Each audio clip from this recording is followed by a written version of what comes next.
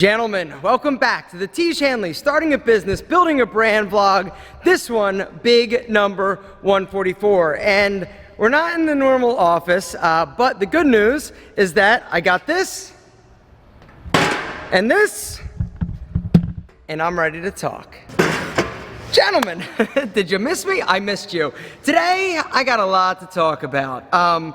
I apologize about the different location, but I got some things I got to take care of here, but I still want to film a vlog and sort of catch you up to speed on something that I referenced last time. In the last vlog, I talked about, or I just casually mentioned that I was very excited because I had a meeting with my YouTube representative on Friday. This was last Friday. And I really had zero expectations going into it. I had no idea like what having a YouTube representative meant. I've kind of had a YouTube rep for, you know, the past few years, but I've never really contacted them. I don't really have any relationship with them. They've never really done anything for me, and so it's like, okay. So let me back up. 10 years ago, I started a YouTube channel. It was in 2008. I had a video camera, I had a big mouth, and I was like, yo, I'm gonna start posting videos. I really didn't have any clue what YouTube really was or what it was going to lead to, and the fact that it has truly been the single best decision I ever made to start posting videos on YouTube. YouTube has changed my life in a way that I never dreamed possible. I never dreamed I could be as happy, as fulfilled, and as successful as a result of just kind of putting out thoughts and videos to people and sort of just doing that. Like, it's crazy. And I apologize. I'm going to be by the end of this video, I am going to be a drenched mess because it is super hot in this warehouse, like 93 degrees. Anyway, so 10 years ago, I started posting videos, and it was at that moment I posted my first video, and I got a comment, and somebody asked me a question. And it was like, all my life, I think, ultimately, I've been searching for my voice. I've been searching for just to feel validated, like I was worth something. I think if you really boil it down, that was the reason why, you know, I've always sort of had this, you know, idea of I want to be successful, but I never really knew what success looked like. When I started posting YouTube videos and found that people, you know, wanted to talk to me and liked what I had to say, this was it. That was a game changer for me, and there was no turning back and no looking back. I started, like I said, 10 years ago on YouTube, and over the course of the past 10 years, I've seen a lot change. I've seen, you know, a management change because, you know, during that time, I think Google actually bought YouTube from the previous owner, so I've seen a lot of iterations. I've also seen some ups. There have been times on YouTube where it's been incredible. I've seen really fast subscriber growth, but to be completely honest, it took me like 8 years to get my first 100,000 subscribers. And then it took me like another like 13 or 15 months to gain another 900 to like hit that 1 million. And so things have you know, it was like a long grind, and then all of a sudden like it kicked in. And it's crazy to me to see all these guys that are starting, like, you know, these new, you know, fresh YouTubers that are just starting, that literally will have like one kind of viral video, and all of a sudden, like a Brett Maverick, for instance, he goes from like 0 to like 300,000 subscribers in a matter of like, you know, a few months. It's crazy to me, but it's great. But it's incredible for people that want to start a channel to actually do it, and to know that you don't have to go through, if people like what you're saying, you don't have to go through this like this hard ultra grind. But that being said, it's not easy. Like, you know, some people do get lucky, but for every one Brett Maverick, there's 50,000 people that it doesn't work out for, and it takes a lot longer. And one of the biggest things and reasons why people sort of don't succeed on YouTube is that they give up. They don't get the success that they want fast enough, and they sort of just are like, whatever. Well, anyway, over the course of the past 10 years, have gone through a bunch of different changes with YouTube. I've changed my content. I've changed my outlook and my goal and my strategy with YouTube. I mean, it's been an evolution for me. But one thing that has become increasingly sort of unnerving is that over the course of the past, I'd say like 2 years, it's gotten scarier for me on YouTube. And when I say scary, I really just mean like it's it's not some place where I feel like secure. You know, you see things and you hear stories about platforms like Vine. Vine was this platform where there were a bunch of people making, you know, a living being successful Viners. Vine was owned by Twitter, and one day, literally like overnight, they were just like, yo, we're not doing this anymore. They like flipped the switch and they were done. And so, you know, in my head, logically, I understand that YouTube is a big animal, right? It would be really tough for somebody to come in and be better than YouTube, to knock them off. But it'd also be very challenging for Google to just kill it because it makes them way too much money. I mean, YouTube makes Google just like, I don't have any clue exactly how much money, but it's an ass ton. But that being said, I know that YouTube is investing in creators and the platform and trying to make it, you know, better, allegedly. But one of the scariest things for me, being a YouTuber, is that I've never had like a hotline, right? Even up to like 1 million subscribers, I never had somebody that I could just reach out to and be like, yo, you know, I'm having this issue, I'm having this problem, can you help me? And it's been scary because you fear, you know, people being able to like hack your account and just killing it or whatever. I mean, you have a problem and you don't have anybody to reach out to. And when I've built like, and I guess as I've grown my businesses in relation to my YouTube channel, you know, the bigger my businesses get, the more successful I get like off of YouTube, the more I realize I have riding on this platform being around for a while. You know, one of the reasons why I start, you know, businesses and have multiple interests and you know, other, you know, businesses really is because I don't want to have all of my eggs in one basket, the YouTube basket. And I think that a lot of creators at this point are looking for those outside sort of businesses or revenue streams because it is scary. You know, you had all these successful YouTubers that were doing, you know, great. They were killing it with you know, with views and with making money off of just the YouTube platform, and then all of a sudden overnight, you know, adpocalypse happens, and then it's like it's crickets. They go from making, you know, like 6 figures to like nothing. You know, perfect example of that is like H3H3, Ethan and Hila. You know, they were killing it. They were doing great views, and then all of a sudden, you know, the whole like, you know, PC police came in and were like, yo, your content is definitely not, you know, advertiser friendly, and so they've had to look for, you know, different models, different outlets, and they started the podcast. So they're evolving. I really truly feel that YouTubers are survivors. You know, the successful ones, even if you throw up a roadblock, you know, most of us will, you know, we will figure out a way to figure it out, sort of thing. But right around 1 million subscribers, I remember it was like this like big like, oh my God, this is incredible. I got contacted by somebody at YouTube and said, hey, you know, I am your representative. And it was the first time I actually had an email address. And that was the thing, like I was like, I've got an email address, I've got somebody. I don't know how high up these people are, I don't know really anything other than the fact that I've got an email address. And it was one of the greatest things ever. But I never really used it. I never really heard from them. It was just one of these like anticlimactic things, but peace of mind, it was amazing.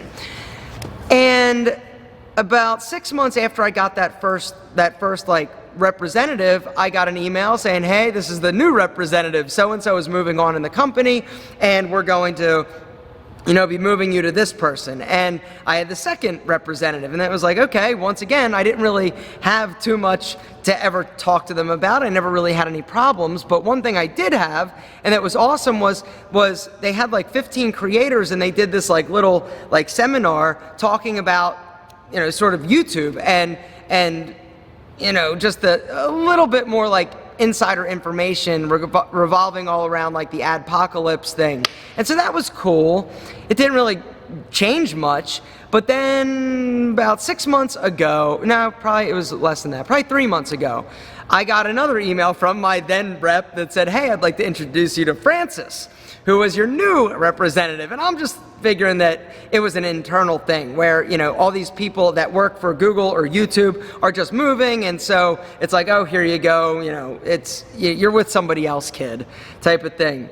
And so I had a call. Francis was like about, I guess it was like 3 months ago, was like, hey, let's hop on a call. I'm like, okay. And this is when I was very frustrated with YouTube, about 3 months ago. And I think I even did a video on this channel, one of the vlogs, is that YouTube is killing my channel. And I ripped into them. And I was like, this is ridiculous. How do you expect us to this if YouTube can't, do this? All I need is for consistency. I just need YouTube to be sending my videos out to my subscribers. And it was just this big whole, it was this like this bitch session. And he was like, okay, well, thank you, blah, blah, blah, and it was great meeting you, and I'm going to be in touch. And I was like, yeah, you're going to do something for me? I want a t-shirt or a sweatshirt. Can you get me something? And he's like, yeah, I can make that happen. And he sent me a YouTube sweatshirt and like some swag, like 2 pens and a water bottle and a t-shirt. And it was so incredible to get these like 4 little things just because it was like I was part of the club. I see all these big popular YouTubers like Casey Neistat and all these guys that definitely get more attention from YouTube and have more of a voice within the YouTube organization. And somebody like me, I'm a smaller YouTuber than some of these mega creators, but it kind of sucks, You don't have anybody to call, you don't have anybody to sort of commiserate with if you got a problem, and you've built this business, you've built this life, you've built your livelihood off of this platform. And to be completely honest, I owe YouTube everything, like everything. I love YouTube. They have allowed me to be happy in a way that I never ever dreamed that I could possibly be. And so like literally it boils down to happiness, regardless of the businesses, regardless of the Tiege Hanleys of the world. The fact is that I get to do this, I get to upload a video, I get to talk and share my perspective with people that love me and I love them, and it's just a sense of fulfillment that like I get, like you can't tell because I'm sweating, but I got goosebumps, just thinking about it. Anyway, so this meeting, right? So Francis was like, he sent me a text message and was like, hey, I'm going to be in Atlanta on Friday, could you meet? And I'm like, yeah, like, come on. Like, this is my first my first meeting with anybody affiliated or associated with YouTube. And so, going into that, I had zero expectations. I thought it was just going to be him stopping by, shaking my hand, being like, yo, I'm Francis, good to meet you. And I figured he was in town for some other like event that he was just like, hey, Alpha M, that YouTuber that I rep is there. I might as well, touch base with him. Well, it couldn't be further from the truth. And I can't tell you how amazing the meeting was and how much better and more like invigorated and secure and happy and successful I feel after the meeting. What I've come to find out, and I know that this is running probably pretty long, and I'm sorry if this isn't interesting to you. It's just something that has never happened to me in my whole life of YouTube, and so I figured I would share this. Anyway, so we sat down and I started asking him questions. Apparently he made the trip specifically to see me. He was on this like tour and he represents like, I think it was like 18 influencers. That's it. And there are 9 people, 9 guys like him in this how am I trying to, there are 9 like managers in his like group, and they all have like 15 to 18 people. And one of his other people is Liza Kochi. And I'm like, so am I like B level? Is there like a level above you? And he's like, no, like you're in with the top people. We feel like you and your content is super, great for YouTube, and we feel like you've done a great job and you're like with the big guys. And I'm like, what? Because I have like 4 million subscribers, but there's much more like 1,000 like channels that are much larger than mine. Now, that being said, there's a caveat. There are other like segments. Like there's a kids segment that has, I guess, like 9 managers and their people underneath. There's like the gamers. They've got their own 9. But in general, like YouTubers, like I guess me and like Liza and I guess like Phil DeFranco and Casey Neistat, I'm in that group. And like, it's amazing. It felt so incredibly good. Just to know that somebody at YouTube's paying attention, if that makes sense. Because I felt like I'm just a number, and I think that's the thing that's so hard with YouTube, and emotionally what's tough is that you feel like you're just a number in the grand scheme of things, and they don't care. And you know, and he came and he brought me 2 like brand deals like from YouTube that are like great deals. And I am so excited. And he was like, hey, do you want to come out to you know, to see the YouTube space? We can expense it. It'll be on us. Do you want to come to Creator Live, where we like kind of like have like this like in-depth like 125 top creators come together and have like meetings with like the executives of YouTube and get to collaborate? And so I'm like, hell yeah, I want to. This is incredible. We spent 3 hours together, and he, like I said, he made a special trip to, did I say this? I'm not sure if I said this or I was alluding to it, but he made a special trip to Atlanta. He was making his rounds. He was just in Florida before to meet with these 2 creators. He came through Atlanta and hung out with me for 3 hours to get to know me, and he said, anything you need, I'm here for you. And I said, anything? And he said, yeah. And so Josh at Tiege Hanley was like, yo, you got to ask your YouTube guy. We're trying to create a brand channel as opposed to just like a regular YouTube channel. And will we lose all our content? Will we be able to get the vanity URL? And so Francis was like, yo, I got this. So I put them on a call together, and Francis and Josh were working together, and they got Josh with the technicians. And so like, I got a guy. When it comes to YouTube, I got a guy. And it's fucking incredible feeling. What's not incredible is how sweaty I am. Can you see this? How sweaty? I apologize. But yeah, and so he left, and it was great. I felt like $1 million. I called Antonio. I was like, Antonio, like, here's the deal. Because I think for all fellow creators, it's just this like, YouTube is just this behemoth that is almost like faceless, and it's just this like machine, and Francis put a face to it for me, and it was amazing, and I'm just so excited. Like, I got a guy, like, he texts me and stuff. That's crazy. Like, I got like, anyway, it was really cool. But now I know that I've rambled. If you like this type of content and me just sort of talking to you about this sort of thing, I don't know if this is business related, but it kind of is because of YouTube. And give this video a thumbs up. We don't really ask for that, but really appreciate it. It helps us out. It helps the YouTube channel out, and it just lets me know that you like this vlog and don't think I suck. But now let me grab like 1 or 2 questions from the comments, and then I will let you get out of here. Man, there are so many business questions from last vlog. Last vlog has a ton of business questions.